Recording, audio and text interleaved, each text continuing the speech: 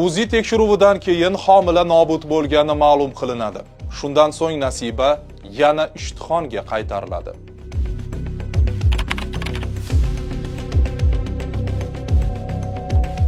Bu vaqtga kelib chaqaloq tirik emasligi ma'lum bo'lgandi.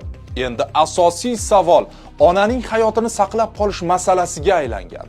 Oilaning aytishicha, keyingi 2 kun davomida ham Nasibaning ahvoli yomonlashib boravergan. 11-aprelda abitgacha kelinim turdi. Oqshom men mazam bo'lmay ozroq ketdim. 10-chisiq kuni ketdim. Uyda mazam bo'lmay yotdim. Xotinim tomonidan opalari, ayasi kelgan. Ular oldiga kiramiz degan, kirgizmagan. Keyin menga telefon qilib chaqirdi, "Kelmasang bo'lmaydi, ahvol og'ir" deb aytayapti. Kimdir shu yerda aytgan bo'lishi mumkin. Keyin keldim, kelsam haqiqatan kirgizmayapti. Hozir eshikni oldi surishib kirdik. Kirsam kasalga hech kim qaragan yo'q.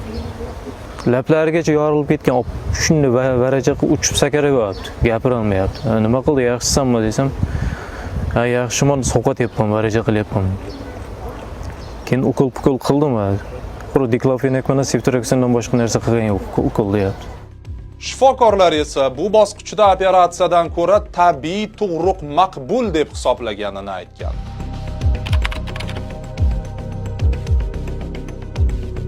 On 12-aprel tongida chaqaloq o'lik holatda tug'iladi.